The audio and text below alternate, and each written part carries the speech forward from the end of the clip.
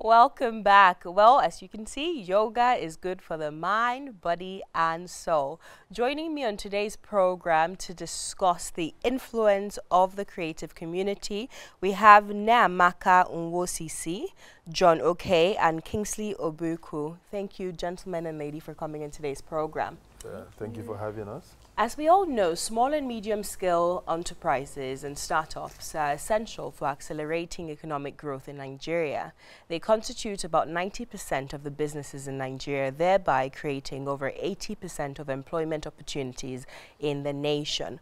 So we've invited you here today to talk to aspiring small to medium-scale enterprise holders who are wondering what are the challenges of starting a small to medium-scale enterprise in Nigeria. So I'll start with you. I know it's a very general question, it's very broad, but to just briefly walk me through your story and tell me some of the challenges that you've had to overcome on the way and what your policies are today in your organization that has sustained you through the years. So I'll start with you, Nneamaka. Okay, so I started my business about over 6 years ago, and it wasn't easy. I was unemployed, which is why I went into bag making. I make handbags. My business is called Nneamaka Collections, and we make handbags and a lot of home accessories. Starting up, like you said, challenges that I faced was that I had to do everything. Like you're starting your startup, so you have to be your PR, your marketing, your production, your design, your HR, and you just have to run. You have to run the whole thing, and then hopefully hope that you're able to grow staff who actually get to know the value of what you're trying to achieve. For me, it was creating something that was different, creating beautiful handbags that could stand at par with any handbags that would be imported into the country. So it wasn't easy having to do all that, and it took us years to actually start segmenting, obviously, our business, start having departments. So now we have probably admin, we have people who take care of admin, we have people who are in the store, handling marketing, and obviously still doubling as most times they're PR people, so obviously handling social media. And now we have a production team, and said somebody in our design team who their roles with me are still design, is obviously to design and get new things out there. So it's not easy, obviously, looking at things like maybe when I started trying to start up my website then, to find maybe proper payment systems that I could run my website with, I had to pay, as opposed to maybe today where there's Paystack. You know, things get better. Things are getting better. Today there's Paystack, and it costs you nothing to register with Paystack. But before, we had to pay about 70K to get things like maybe Visa cards accepted on your website.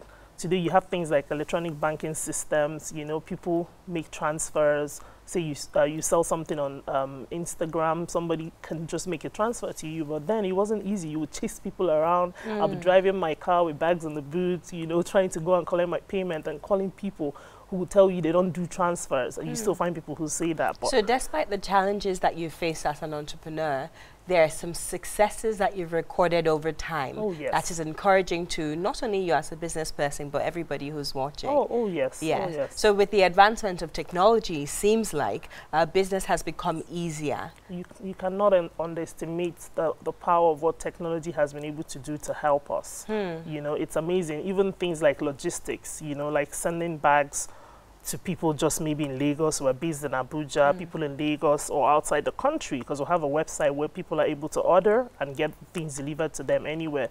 Today we have DHL who are able to sign up with them, and you can track the stuff while it goes. But before, it would be me running to Ife Sinachi Park or Ekesin to post things to Lagos and hope the person goes to collect in Jibo the next day and all that. No, so you know, a subtle takeaway of taking from what you've said just now is the fact that, excuse me, in the beginning of your business, you had to do everything yourself. Oh, yes. Everything, and that's what most people don't understand.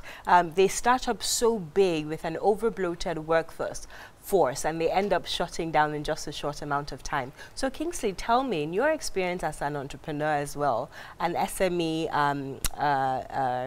you know, person, Have you also found out, what are the skills, what are the things that makes SME successful? I know for me personally, the same experience I had as Nneamaka, the fact that I started off small. I was in control of editing. I was in control before I would sit down for an interview. I would go behind the camera to make sure the framing was proper. I did everything myself, basically, But for you, do you also find that this is very true for SMEs to be sustainable over time?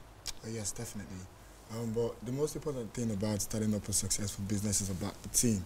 You must have the right team. You must put the right team in place, because without the right team, you can't really achieve much.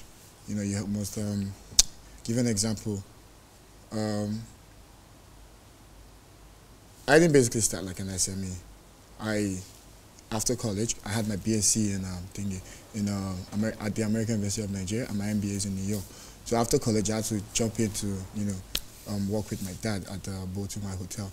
I had to realize in order to run a successful business in Nigeria, you must understand the nitty-gritties of running the daily operation. So, I had to come down to the levels of every single staff, work with them, go to different departments to really understand, what the whole business is all about. And at the end of the day, you find out that to run a successful business is all about the team, the set of people that are behind, the thinking board of, the organization. Mm-hmm. John, I'd like to bring you in here. Before we went on air, you were talking about the importance of proper legislation, the importance of proper policies that would aid the success of SMEs. Can you elaborate on that? Thank you very much, and thank you once again for having me here. At the end of the day, for you to scale in business, you must have a legislative backing, because what happens with the SMEs in Nigeria is that everybody is bootstrapping. If you're starting up a business, you do everything yourself. Mm-hmm. You have to provide your own logistics, you have to provide your own staff, you have to provide your own utilities, you have to provide your own security, and that impacts on your bottom line. But when policymakers understand what the issues are, they can now enact, policies that are, solution specific, that are attacking, specific problems. Mm. Sometimes people think funding is everything. Funding is not everything. When you throw money at problems, they don't go away.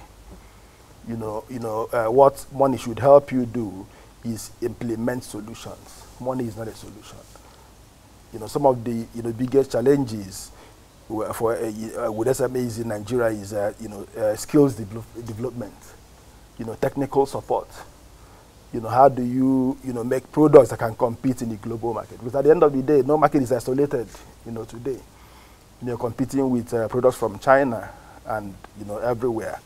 I am in the fashion industry, and, when I started, the biggest challenge was understanding the, predilections of the industry. How do, tellers respond? What skills do they have? What skills do they need? What processes should be in place, to make sure that the final output, which is the product, can compete. So legislation helps, support industries, grow. And the creative industry, deals with talent mainly. Mm. And, small-scale entrepreneurs. And, talent takes time to incubate. So, what are the kind of, supports that are needed to make sure that, individuals, don't